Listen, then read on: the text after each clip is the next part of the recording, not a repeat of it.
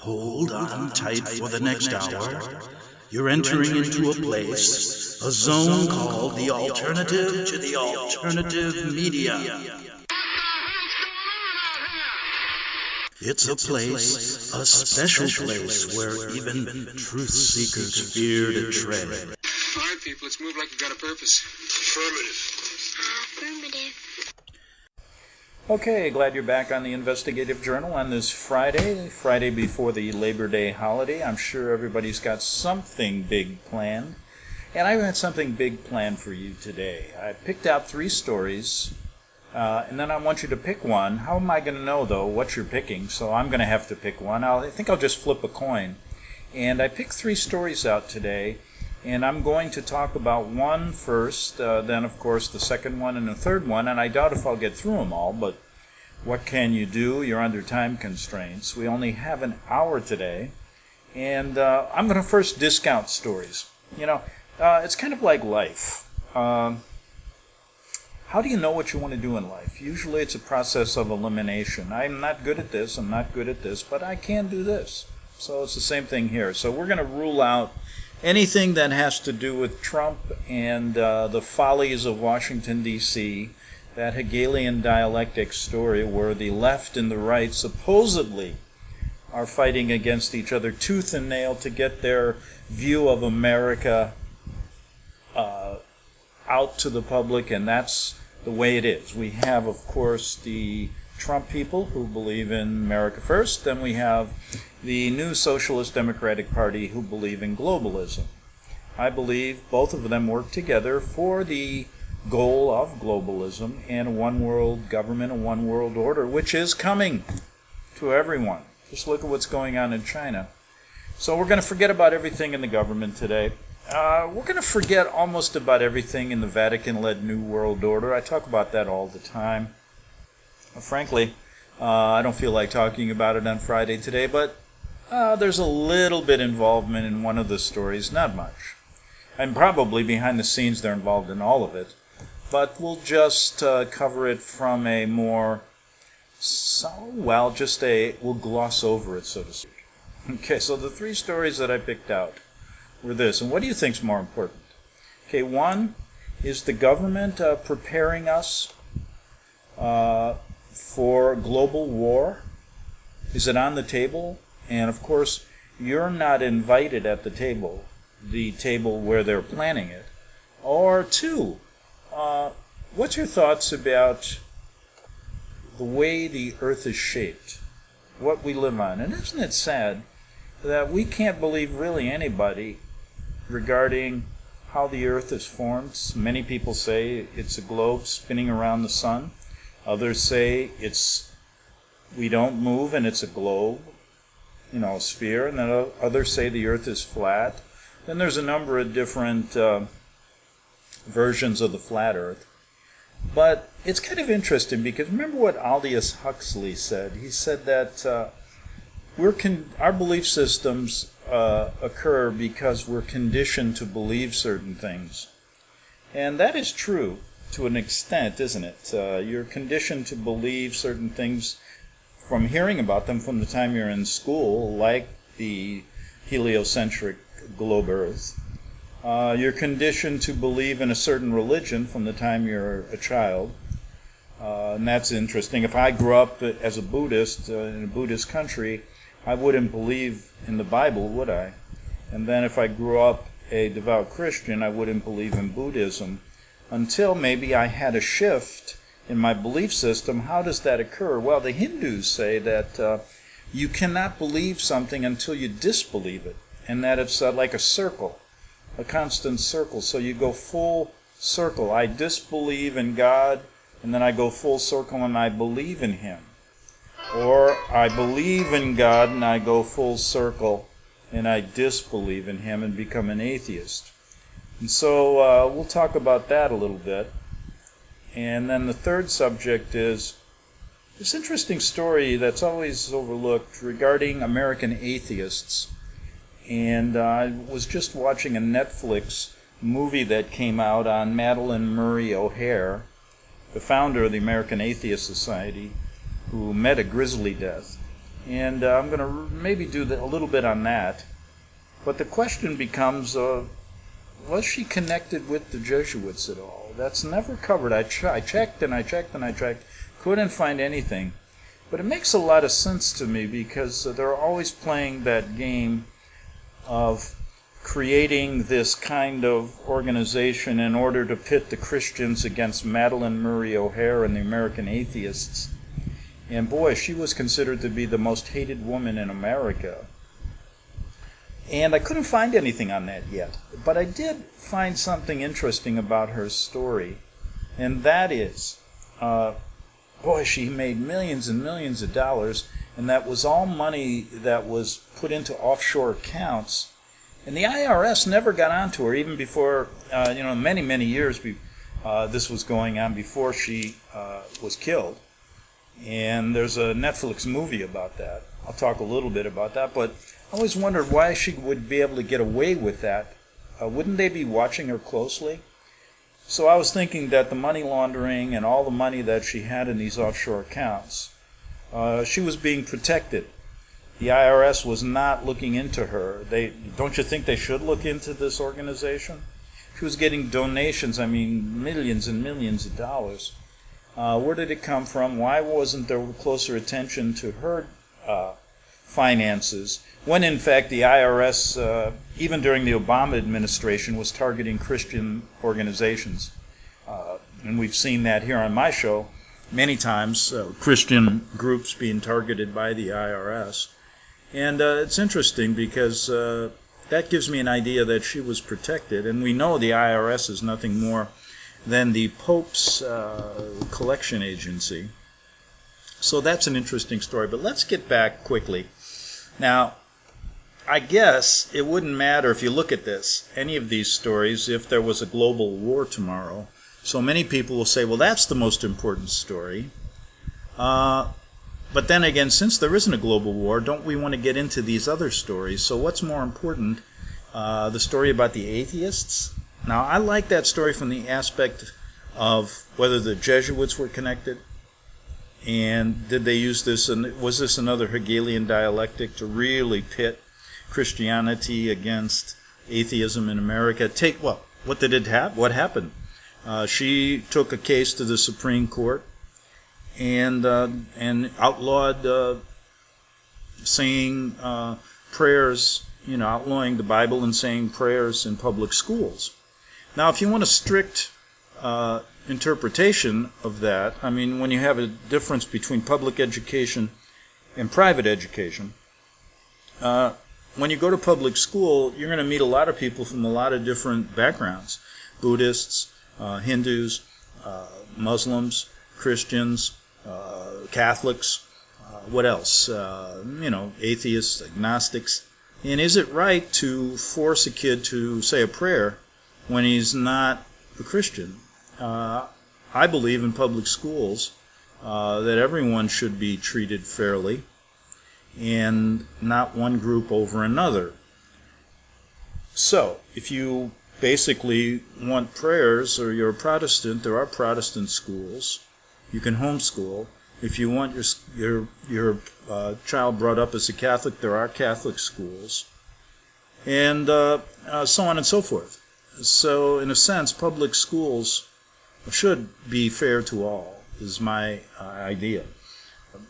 I'm not saying that I disagree with praying and doing all the, or those who bow down east to Mecca, or studying as a Buddhist, nothing like that. But you everybody can't do it all in one morning, unless the teacher could say something. Spend a moment, spend a minute of silence, reflecting on your own faith, and wish for a good day. How's that? Taking God out of the, in God we trust, taking God out of everything, that's a subject that is there to inflame people. And in a sense, in a country where you should have a division between church and state, it seems to me that everyone should be treated fairly. Now, if you're in a country where everybody's the same, so be it. But you're not. So let's try to be fair even to people who are minorities in different faiths, because, as I said, a belief system sometimes is based on how you're brought up, based on persuasion, based on conditioning, things like that. And we are all brought up in different means. So when you talk about this story, that's what I think you have to deal with first. Secondly, this idea of the flat earth, it's always interested me, because I said to myself, there's one thing I really want to do before I leave. I'd like to know exactly what I'm living on here, And I get so many different theories when I bring this up. And I say, well, my observations and what I've read really makes me believe that it's really kind of hard to believe, like I once did, that the earth is a sphere and it rotates around the sun. Then I said, it's hard to believe that the earth is stationary and it's a sphere. And then I said, okay, what other shape? Well, it could be flat with the ice wall around it and then a barrier at the top. And let's stick to those three, because I guess it could be, what other shapes could it be? People can chime in on that if they like, but those are probably the three that people talk about the most. And every time I concentrate and I say, well, listen, open your mind to this flat earth thing, because I'd like to know, and I think you'd like to know, exactly what we live on. And doesn't it really, highlight the world we live in? I mean, if we are lied about all these different things, well, let's look at it. You can't believe NASA. That's the big, heliocentric spinning globe group that spread this all over the world since Copernicus did in the 1500s. Then you have the Bible, which, is not a great authority on this either, because it really isn't, it's not like in Genesis it says, okay, this is the exact shape and size of your earth, which if I was God, I might have done that. Would have made it easier, wouldn't it? Because there are a lot of Christians, when I say this, that say, hey, the flat earth model is a deception. And I received an email from someone who said, there is this guy that's very honest that doesn't believe in the flat earth. And I said, well, honesty really has nothing to do with it. It's a question of observation and looking at this from a rational point of view. Let's take the belief systems and our honesty out of this, because NASA says they're honest. Lying preachers who worship Lucifer but say they worship God say they're honest. So let's take honesty and let's take beliefs out of this. We grow up with our beliefs. We have a certain, a belief system in the government or NASA. People are just going to hang on to that the rest of their life, and they're going to put a globe on their desk. And that's the end of it, because they believe in these people. Now, there's people that read the Bible, or the Quran, I think, is similar in this regard, that say God said, no, this is a round stationary earth. And that's because they interpret or believe the Bible in this sense. And it's hard to change their ideas, too, because I think they're going to hang on that more they are on their own eyes, ears, and their investigation into it. So, that's what you deal with. So let's take all of that out of this equation today and say this. Well, let me just say, you can't, the one person wrote me and said, simply debunking the sphere does not prove the earth is flat. Now you have to give me something that works, that I can believe in. Okay, I don't want you to believe in it. I want you to consider and to rationalize and to observe and to use certain things without any kind of beliefs, Let's think about what the Hindus said, You got to disbelieve something before you can believe it again. Okay, let's just think about that. So we're looking at a belief system that can change. So let's even get the belief system out of it. And they like to say that once you get over your belief system, and once you understand, you know something. You know it.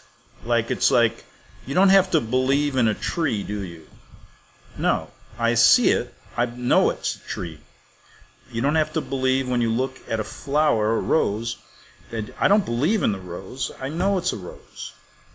And so certain groups like the Hindus say they get away from believing in God, but knowing He exists, knowing their creator or their higher power or whatever they say exists. Know it. They know. The beliefs are gone. So can we ever know what size and the shape of the earth really is? I think if you rely on your belief systems, you'll never know. But will you ever get to the point of knowing?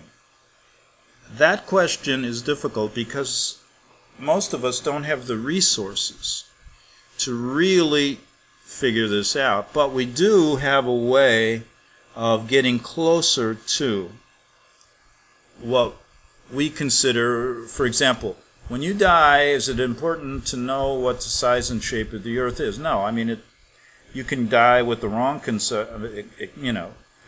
of the earth, and, it's not going to change anything, is it? Well, it does in a sense. It changes the idea of, did I really look into this enough? That's why I say this a lot of times.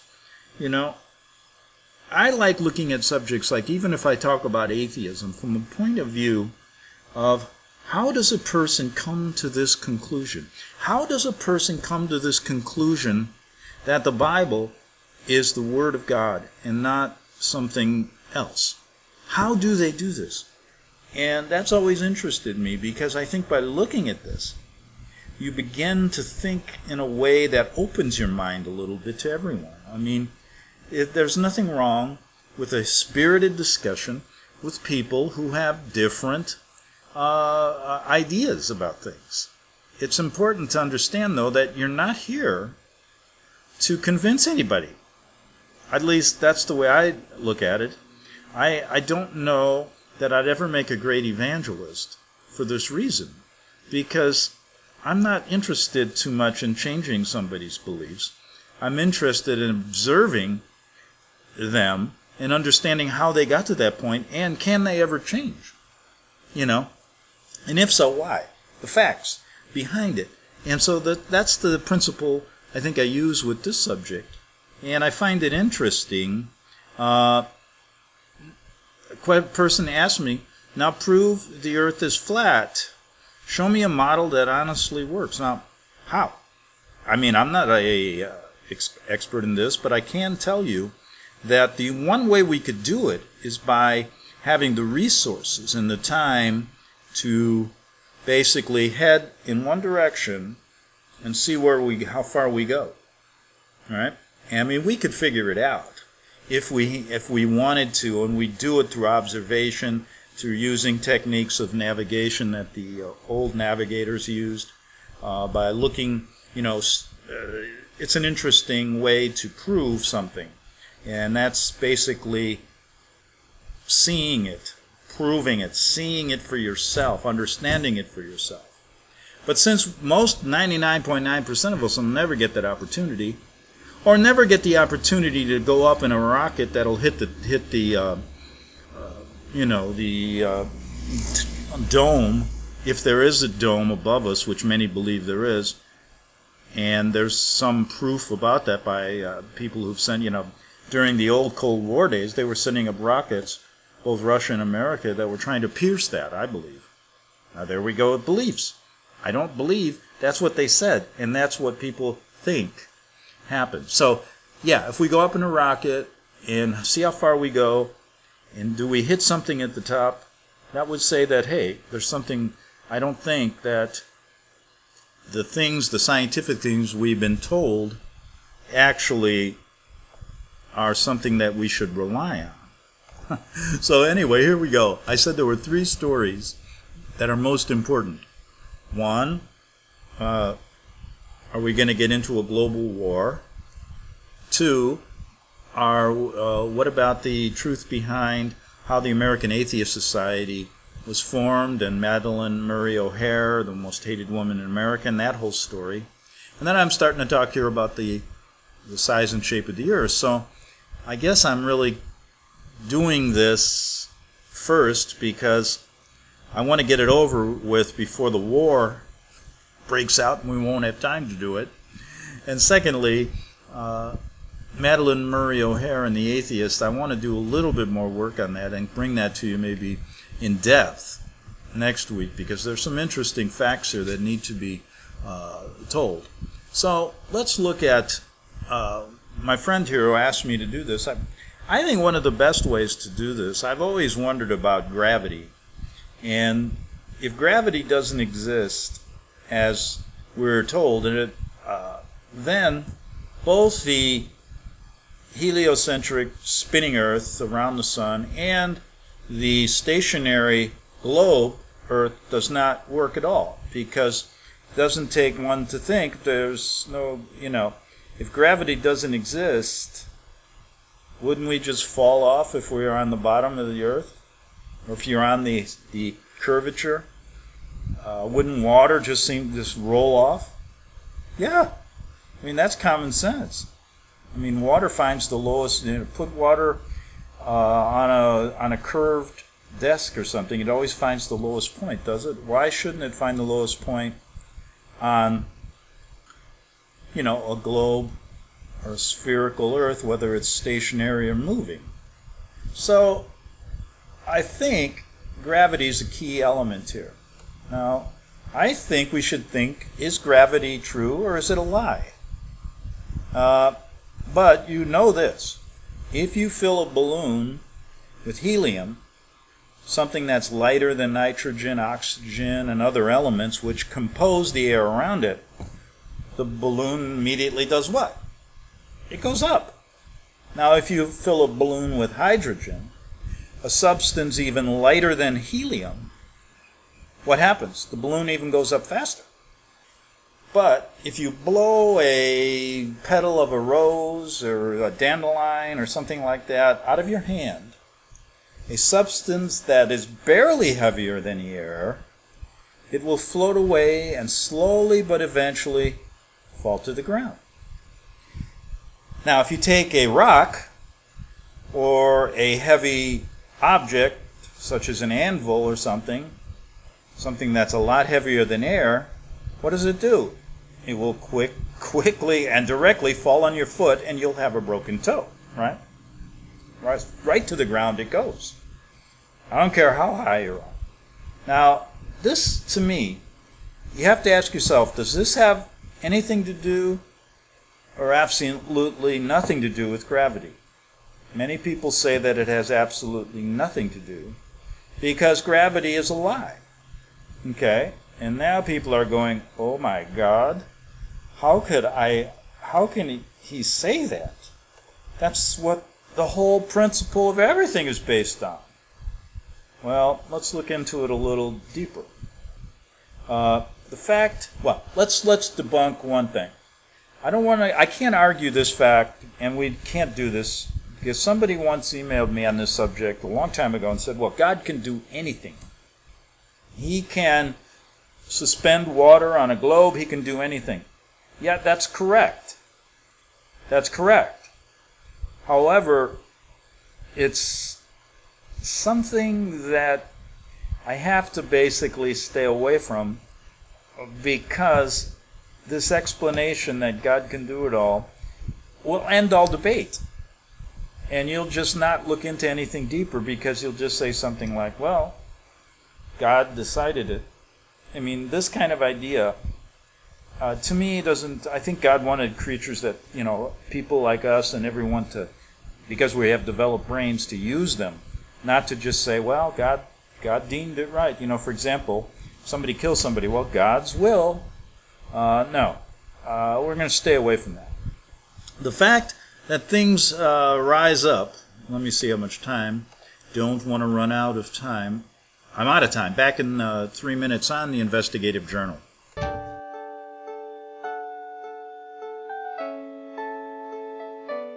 The program you are listening to is 100% sponsored by you, the listener, on this First Amendment Rights Media channel. You will notice that there are few commercials on this radio network. There's a good reason for that. Corporate advertising dollars come with strings that limit program content. So without your help, these programs cannot continue on internet or our several affiliates. If you benefit by the educational law programs, we ask you to give. If you are admonished or nurtured by the Bible and ministry programs, we ask you to give. If some voice a cause that you are passionate about, we ask you to give. If you believe in any of these, we ask you to support them as you would a missionary on a continual basis, as if giving a tithe for missionary radio. These programs are not commercially viable and must be supported by those faithful to the cause of truth. Look for the button to sponsor your favorite programs at our listen and schedule pages on the internet. Then, when you subscribe, we will send you the last quarterly MP3 CD of that program immediately, and continue to do so with each new quarter. We will also give you unlimited archive access to all of our programs. We're asking you to give much less than a tithe, so that you may also send support directly to a particular program host, cause, and anywhere else the Spirit may lead you. Do all to the glory of our God and Creator, for His holy nation, the only kingdom that will last forever. Thank you for listening.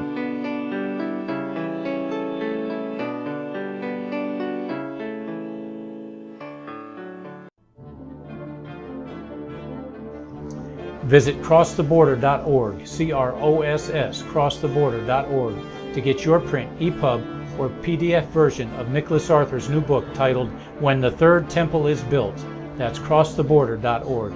When it comes to prophecy today, much of the evangelical Christian world has their eyes on Israel, waiting and watching to see when the third temple will begin to be built. The plans are drawn, the Jewish people are eager. Most evangelical Christians today believe that the rapture will happen before the third temple is built. Hi, I'm Michael Eugene. I was taught that Daniel's 70th week was in the future. Is that really what the Bible teaches? Have we searched the Scriptures and found this to be true? Why is it so important for a re-established Israel to build a third temple in Jerusalem? Is it necessary to build a temple on the same location already occupied by the Dome of the Rock? Is it necessary for sacrifices to take place in the temple on Temple Mount? Is there really a rapture followed by 7 years of tribulation? What is the New Testament temple? Can we identify history and prophecy? Who is the first beast in Revelation chapter 13? Who are the 7 kings in Revelation 17? I have asked all these questions, and I have found Nicholas Arthur's new book, When the Third Temple is Built, answers all these questions and more using Scripture to interpret Scripture. The Bible says that no prophecy of Scripture is of any private interpretation. Nicholas shows us in his new book, When the Third Temple is Built, how the Bible interprets prophecy and not man's private interpretation. Visit crosstheborder.org, CROSS, crosstheborder.org, to get your print, EPUB, or PDF version of Nicholas Arthur's new book titled When the Third Temple is Built. That's crosstheborder.org. The following program is labeled dangerous and off limits by the supreme Jesuit command. But stand tall, people. Listen up, and you may just learn something. Oh, dear Lord Jesus, this ain't happening, man. This can't be happening, man. This isn't happening. Okay, we're back, and we're battling here with the ideas of what do we live on? What do we live on, folks? I mean, is it moving? Is it stationary? Is it flat? Is it round? Is it a triangle? Is it something different? The point is in this show, I'm just not going to believe in anything, okay? And I really don't believe in any one of these theories. I'm just trying to search and open my mind enough to think about things in a different way. Because I know once I say something like gravity may not exist according to certain people, people are going to write in and go, here's why it exists. And they're going to give me a lot of these scientific theories, right? and Isaac Newton and Einstein's theories. I mean, they're very complicated to me sometimes. I've tried to look at them. And not to say that, let's say, fine, if you think, don't give me this, I believe. If you write me an email and say, I believe the earth is round, I'm not going to answer. Because I don't want to talk about beliefs. And I've been guilty of that in the past too. And I'm trying to correct it today. So don't give me the beliefs. Just say, I have heard that certain scientists say the gravity is such and such.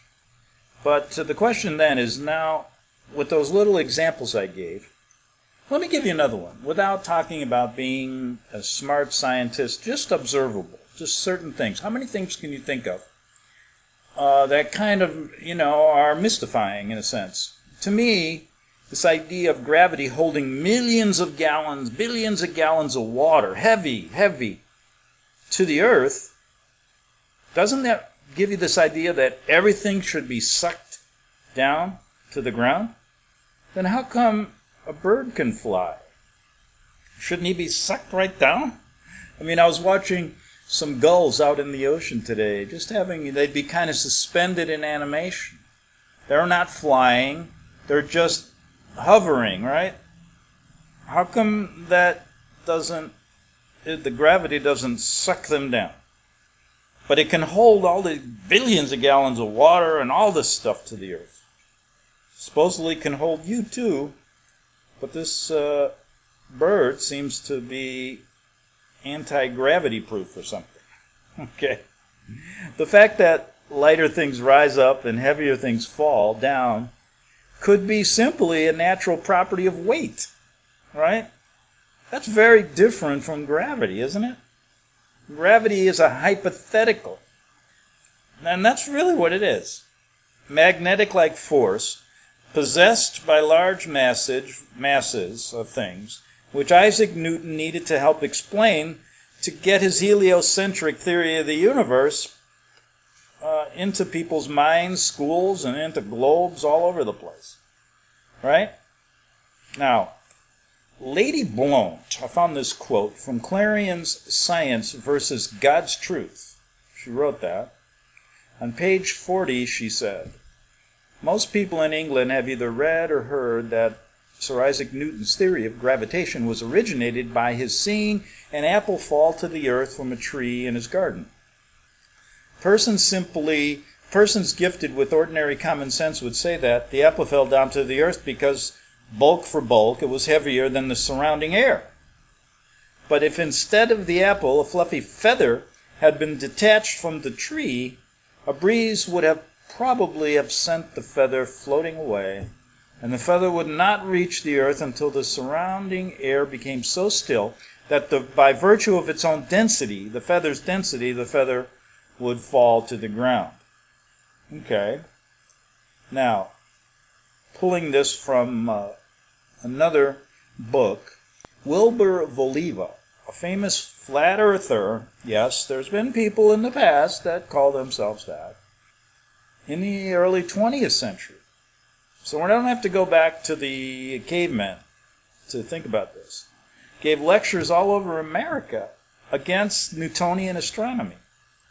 He would begin by walking on stage with a book, a balloon, a feather, and a brick, and ask the audience, how is it that a law of gravitation can pull up a toy balloon and cannot pull up a brick? I throw up this book. Why doesn't it go up and up and up?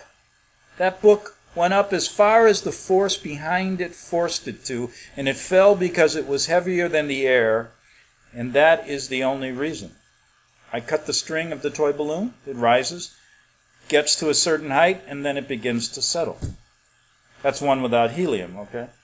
I take this brick and a feather, I blow the feather, yonder it goes. Finally, it begins to settle and comes down. The brick goes up as far as the force it is forced up, and then it comes down because it's heavier than the air. That is all, he said. Now, David Wardlow Scott, in a book called Terra Firma, said this: any object which is heavier than the air and which is unsupported has a natural tendency to fall by its own weight. Newton's famous apple at Woolsthorpe, or any other apple when ripe, loses hold of its stalk and being heavier than the air, drops as a matter of necessity to the ground, totally irrespective of any attraction of the earth. For if such attraction existed, why does not the earth attract the rising smoke, which is not nearly so heavy as the apple? The answer is simple, because the smoke is lighter than the air, and therefore does not fall, but ascends. Gravitation is only a subterfuge employed by Newton in his attempt to prove that the earth revolves around the sun, and the quicker it is relegated to the tomb of the Capulets, he said, the better will it be for all classes of society. Okay. Now, I love some of this stuff. I found this in a book called Zealetic Cosmogony. Cottage cheese. Zealetic cottage cheese. No. The law of gravitation is said by the advocates of Newton's system of astronomy to be the greatest discovery of science and the foundation of the whole modern astronomy. If therefore it can be shown that gravitation is a pure assumption and an imagination of the mind only, that it has no existence outside of the brains of its expounders and advocates, the whole of the hypotheses of this modern so-called science fall to the ground as flat as the surface of the ocean. And this must exact of all sciences. This wonderful feat of the intellect becomes at once the most ridiculous superstition and the most gigantic imposture to which ignorance and credulity could ever be exposed. Now, what I'm thinking is people that have argued this and say, hey, you're crazy, gravity exists, they love to rely on these people like Einstein's theory of relativity, these entire equations on a blackboard, and they basically are believing, he's a genius, so he's right. So they just believe what other people are telling them. Do your own, just drop an apple. Do some real simple stuff. And what I'm saying is that people, especially modern man, has become a non-thinking person, basically. They don't want thinking people here. And they're going to call anybody that believes in the flat earth goofy, and they don't want anybody to think, because, that could get into their Nassau pocketbook. That could change everything, right? Boy, they'd look like fools, wouldn't they? But they're going to make you look like a fool if you start thinking.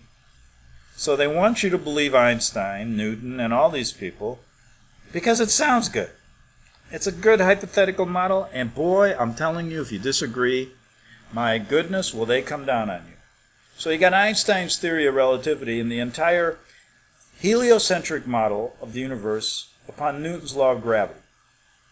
These heliocentrists claim that the sun is the massive object in the heavens, more massive than the earth, and therefore the earth and other planets by law are caught up in the sun's gravity and forced to orbit perpetually, circles, the ellipses around it.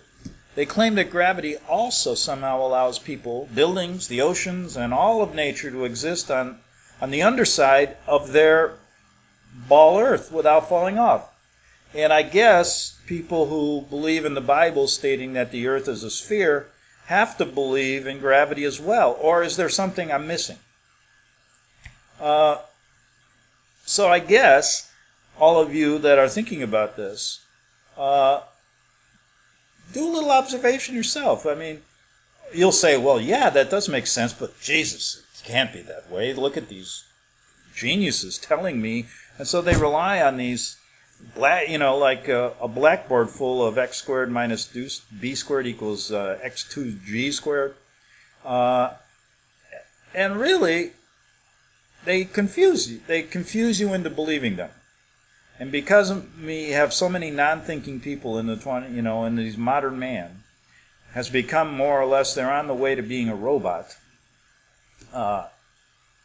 This idea that it could be anything other than what they tell us is absurd.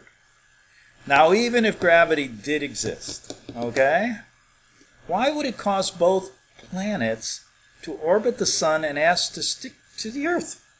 And people stick to the earth. Okay? Gravity should either cause people to float in suspended circular orbits around the earth, or it should cause the earth to be pulled and crashed into the sun.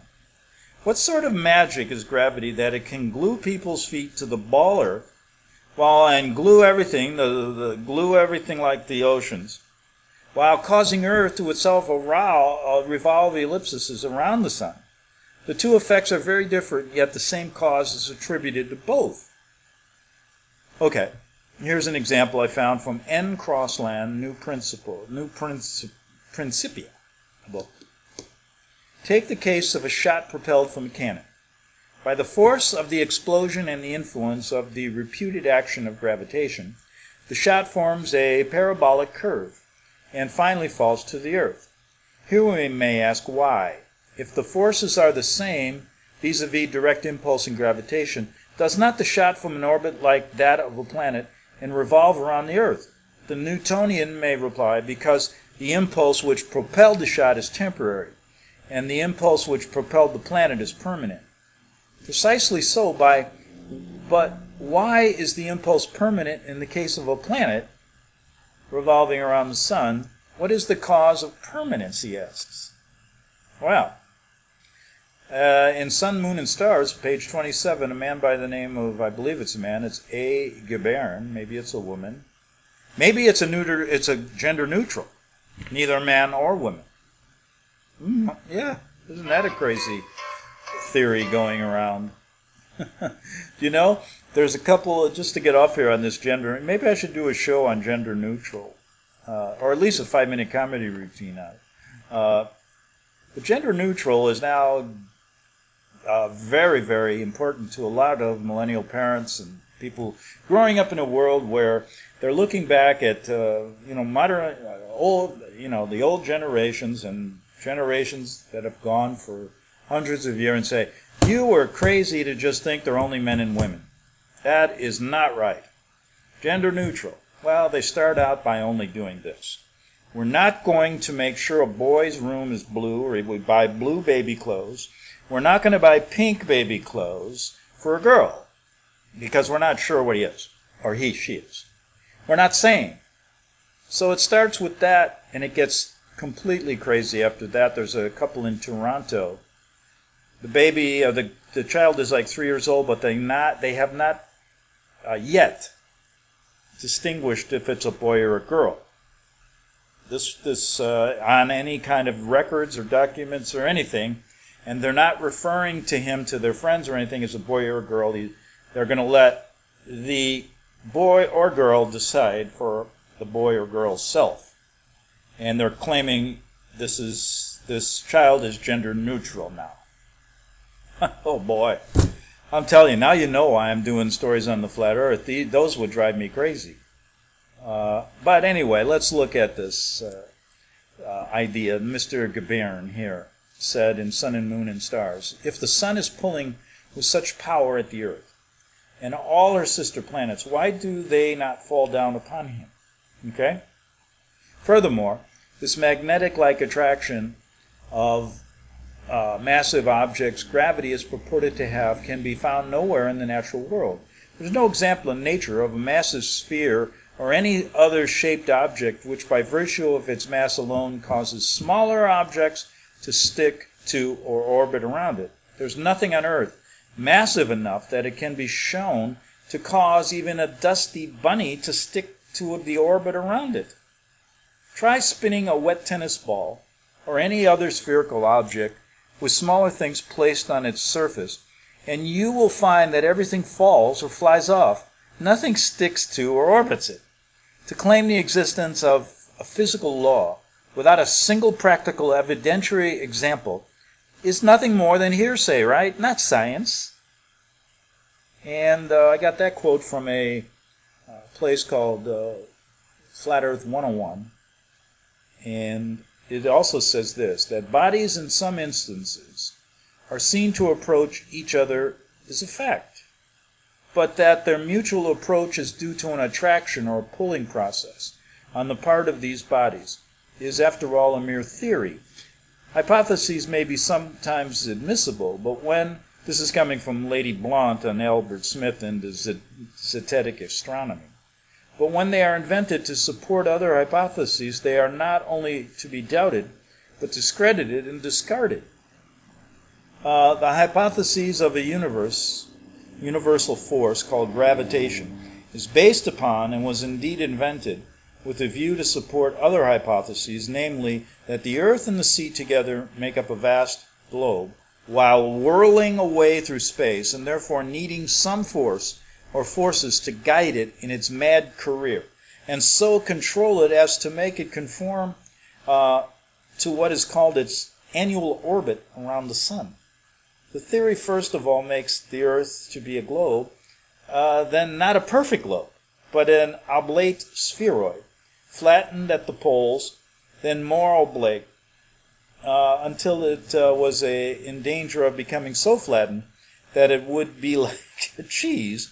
And passing over minor variations of form, we are finally told that the earth is pear-shaped, and that the ellipsoid has been replaced by, and I don't even know what this is, an apoid. I have to look that up. Yes, Greg, you don't know all the words in the world. What shape it may assume next, we cannot tell. It will depend upon the whim or fancy of some astute and speculating scientist. Lady Blount. Okay, somebody's asked, why are you doing this? Well, let me tell you, I think it's a good learning experience.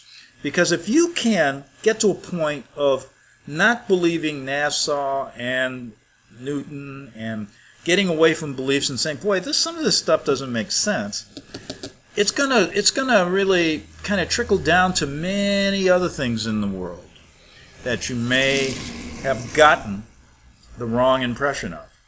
And so it really helps to say, listen, if I have to believe this based on these hypothetical theories, man, I'll believe anything, won't I?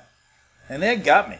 They can tell me anything from Washington, they can tell me anything from the Vatican, and I'm going to believe them because they are powerful. They are smarter than the average human being. Well, in fact, people are deceptive.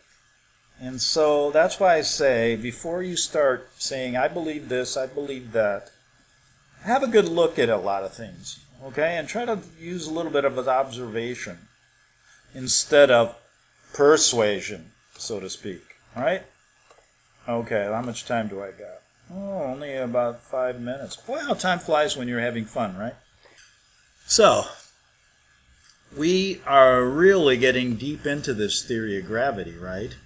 And there's so much about it. I'm looking, people should be spinning, let's see if we can find, there's so much on it.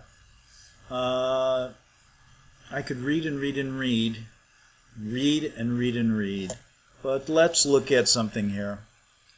Okay, let's start here. We're asked by the Newtonian people to believe that the action of gravitation, this is N. Crosland, again in New Principia, which we can easily overcome by the slightest exercise of volition in raising a hand or a foot, is so overwhelmingly violent when we lose our balance and fall a distance of a few feet, that this force, which is imperceptible under usual conditions, may under extraordinary circumstances cause the fracture of every limb we possess. Common sense must reject this interpretation. Gravitation does not furnish a satisfactory explanation of the phenomena here described, whereas the definition of weight already given does. For a body seeking in the readiest manner its level of stability would produce precisely the result experienced. Okay, it's getting complicated. But heliocentrists claim the ball Earth, how fast do they say it's moving? Is perpetually spinning on its axis at a mind-numbing 1,038 miles per hour. How did they get that? Why not 1,039? Or 19 miles per second? And somehow people, animals, buildings, oceans, and other surfaces phenomena can stick to the underside of the spinning ball without falling or flying off. Take a ride on a graviton at your local amusement park, however, and notice how the faster it spins, the more you are pushed away from the center of the spin and not towards it. even if the inward pulling force of gravity did exist, which it does not in this man's mind, Mr. Crossland, the centrifugal outward pushing force of the ball Earth's supposed 19 mile per second spin would also exist, and having to be overcome, yet neither of these opposing forces have ever shown to have any existence outside the imagination of these scientists who had to come up with it. It's like, okay, we have to prove, instead of going, okay, we have proven the Earth is a spinning ball, they have come to the conclusion it's a spinning ball, and now they have to figure out a way to prove it. That doesn't make sense, does it? That's exactly what they did. There's so much. We can get into the moon and all this stuff, but I find it a fascinating experience because I only have 2 minutes, so I'll end it there. But think about gravity and, use some observations. Try to get away from the whole lesson of today's show was, let's look at certain things without believing them or disbelieving them. And I know that, for example, let's also look what the Hindus think. They said, you may believe that the Earth is flat, or you may believe it's round and spinning, or round, and then you're just going to have to do a whole study of it to one day disbelieve that. And then it couldn't go the other way around, too. So, let's say you believe, you grow up believing the Earth is flat, then you're going to do a whole thing where you're going to have to study the heliocentric model, and you've realized that you've made a mistake, and now you believe in the Can you get to that point? I think it's really hard going that way in this subject because when you start thinking about it, you're going to start relying on all these crazy things that Newton and Einstein said. And then you're relying on speculation, you're then believing in something, not really using your own power of rational thinking to do that. You're a thinking human being. And you're also allowed to think and have it be not right. And discuss it with other people and change that. So it's not really as cut and dry as we think. And I think people get all uptight, but don't look at the big picture of why this story is important, because it'll open your mind to so many other things, so many other of these truth movements, and give it a little bit more meaning, because you'll get away from being persuaded, and you'll get away from your belief systems that sometimes were formed, because of you were basically apprehended into believing them. Back next week on the Investigative Journal. The book of Revelation says, the spirit of prophecy is the testimony of Jesus Christ. This is at the very heart of FirstAmendmentRadio.com. In that spirit, we have created the Prophecy Reality News app for all of your mobile devices, streaming First Amendment Radio 24 hours a day, 7 days a week. Available for your Apple, Android device, and smartphone, absolutely free. Get the Prophecy Reality News app installed today so you can listen to First Amendment Radio wherever you are. The Prophecy. Since the beginning of time, kings have sought it, nations have fought for it. It has been traded, it has been borrowed, it has been purchased, it has been stolen. There's a reason for it. To secure the blessings of liberty to ourselves and to our posterity. Invest with the security of gold and silver. Call Discount Gold and Silver Trading at 1-800-375-4188 or visit discountgoldandsilvertrading.net. Listen to Financial Survival with your host Melody Cedarstrom right here on FirstAmendmentRadio.com at 4 p.m. Eastern or 1 p.m. Pacific Time. Visit discountgoldandsilvertrading.net or call Discount Gold and Silver Trading at 1-800-375-4188. Toll free 1-800-375-4188.